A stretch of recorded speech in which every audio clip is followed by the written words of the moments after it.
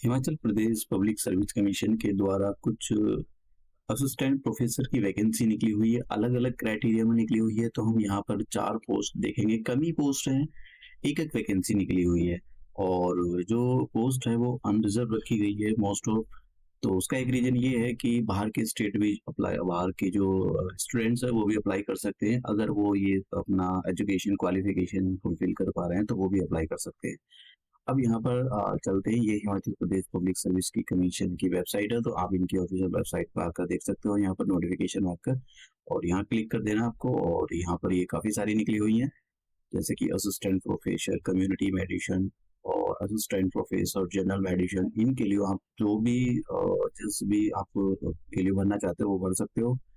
तो अब हम देखते हैं कि सबसे पहले हम देखेंगे कि एक पोस्ट निकली हुई है असिस्टेंट प्रोफेसर एनेस्थीसिया के लिए और एक पोस्ट निकली हुई है हमारे पास असिस्टेंट प्रोफेसर ट्यूबरक्लोसिस के लिए और फिर एक पोस्ट निकली हुई है असिस्टेंट प्रोफेसर कार्डियोलॉजी के लिए और एक पोस्ट है, 4 ही हम देखेंगे ये। और एक पोस्ट है यहाँ पर असिस्टेंट प्रोफेसर जनरल सर्जन के लिए। तो इनके बारे में हम देखते हैं कि देखो इनका सबका एक ही जो है क्वालिफिकेशन मतलब क्वालिफिकेशन अलग है, लेकिन एज क्राइटेरिया सबके लिए एग्जाम का जो पैटर्न होगा वो भी सबके लिए है। तो सभी के लिए 18 से 45 साल के बीच में एज मांगी गई है और जो एज की कैलकुलेशन है वो आपकी 1 जनवरी 2024 के अकॉर्डिंग की जाएगी। तो यहाँ पर ये सारी चीजों को ध्यान रखना, सभी के अंदर यही है। इनमें होगा क्या, देखिए सभी के अंदर क्वालिफिकेशन अलग है, सभी के अंदर 3 चीजें होंगी। एक तो फीस देख लेते हैं, फीस इसमें यहाँ पर 600 से 150 के बीच में है, तो देख लेना आप कौन सी कैटेगरी का है। तो मेन चीज और जो एग्जाम सेंटर है वो आपका शिमला में होगा।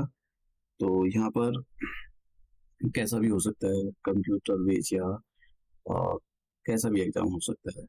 अब ये जो टेस्ट है वो 3 कैटेगरी में होगा। एक तो आपका पेपर मतलब 2 स्टेजेस होंगे, एक तो होगा रिटन, रिटन में भी 2 होंगे, पेपर 1 और पेपर 2।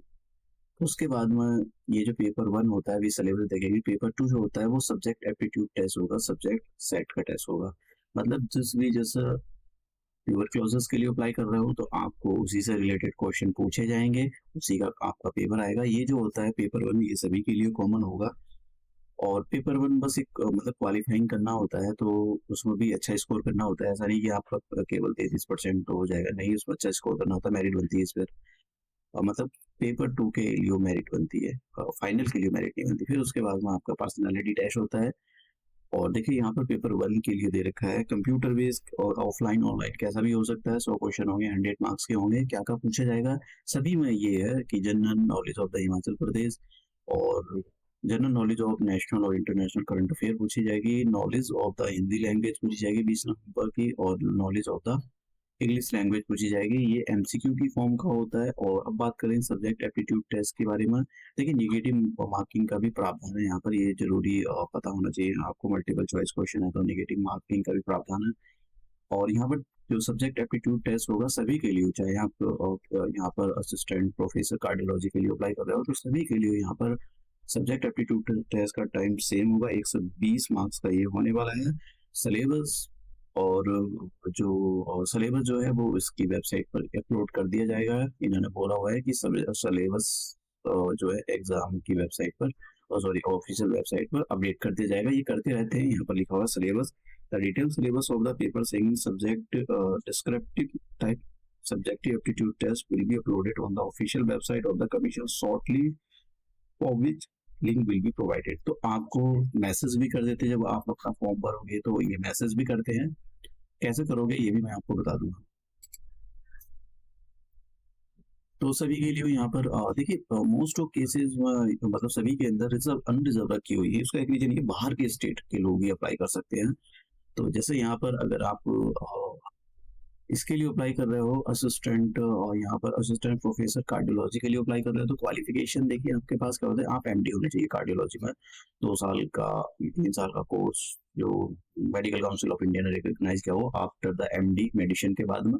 तो ये आपको मतलब ये यहाँ पर क्वालिफिकेशन मांगी गई है। तो अगर ये है तो आप अप्लाई कर सकते हो, चाहे किसी भी स्टेट से बिलोंग करते हो। हिमाचल प्रदेश इतना बड़ा स्टेट नहीं है और मैं मतलब काफी बार होकर आया हूँ, वहाँ के लोगों से भी बहुत मिला हूँ। तो वहाँ के लोग बड़े एक्टिव रहते हैं क्योंकि उनको पहाड़ों को उतरना चढ़ना पड़ता है, तो वो लोग पतले होते हैं, प्लस ऐसे जैसे प्लेन में दिल्ली जैसे शहरों में लोग खा खा कर भैंसे की तरह मोटे हो जाते हैं, फैट जम जाता है। वहाँ पर ऐसा नहीं होता, वहाँ पर मेहनत करनी पड़ती है उतरने चढ़ने के लिए, तो इसकी वजह से उनकी बॉडी मेंटेन रहती है। तो वो जो लाइफ है उनकी, जो लाइफ स्पैन है, वो इंडिया की लाइफ स्पैन से ज़्यादा है, ठीक है? एवरेज जो उनकी जीने की है वो ज़्यादा है। इंडिया का 70 है, उनका 73 है। तो ये बड़ी अच्छी बात है क्योंकि वहाँ के लोग मेंटेन रहते हैं, अच्छी हवा, अच्छा पानी, तो मतलब एक रीज़न वो बोल सकते हो आप, ऐसा तो वैसा कुछ नहीं होता है। लेकिन आप एक रीज़न बोल सकते हो, वहाँ के लोग काफ़ी स्वस्थ रहते हैं। सभी के लिए एक जैसा ही क्राइटेरिया, फीस मैंने आपको बताई थी कैसा, और ये यहाँ पर दे रखा है असिस्टेंट प्रोफेसर ट्यूबरकुलोसिस के लिए क्वालिफ़िकेशन आप ज़रूर देख लें, अनरिज़र्व पोस्ट है, किसी भी स्टेट का अप्लाई कर सकते हैं यहाँ पर। हाँ, एक बात याद रखना सभी के लिए यहाँ पर 3 साल का टीचिंग एक्सपीरियंस माँगा गया है, एज़ अ लेक्चरर या रजिस्ट्रार या डेमोंस्ट्रेटर, ठीक है? ये आपके पास होना चाहिए। और यहाँ पर देख सकते हो इसमें सॉरी, पहले assistant anaesthesia, assistant professor anaesthesia के लिए ये भी ये है, तो यहाँ भी आप post graduate in concern speciality subject जो भी उसमें दे रखे हैं भैया पार्ट 1 के सॉरी, पार्ट 1 में दिए हुए हैं। तो ये यहाँ पर आप क्वालिफिकेशन देख लेना, जब भी आप भरो तो क्वालिफिकेशन ज़रूरी होता है क्योंकि आपका सब्जेक्ट है, जो पेपर होता है सब्जेक्ट एप्टीट्यूड टेस्ट, उसको लिखना होता है।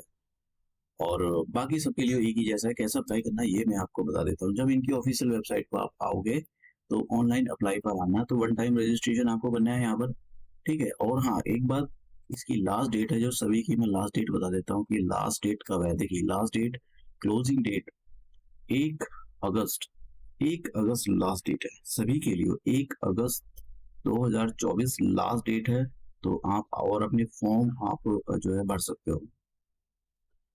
अब यहाँ पर कैसे अप्लाई करना है ये मैं आपको बता देता हूँ। तो सबसे पहले आपको मैंने जैसे कहा था कि आपको इनकी ऑफिशियल वेबसाइट पर आकर यहाँ पर मैं दिखा रहा था ऑनलाइन पर, उस पर आ जाना, तो उसके साथ उसके बाद आपका ऐसा पेज खुलेगा। क्योंकि आप फर्स्ट टाइम रजिस्ट्रेशन कर रहे हो तो हाँ देखिए ये खुलेगा, तो ऑनलाइन अप्लाई पर आकर यहाँ पर वन टाइम रजिस्ट्रेशन पर क्लिक करना है, ओटीआर भरना जरूरी है।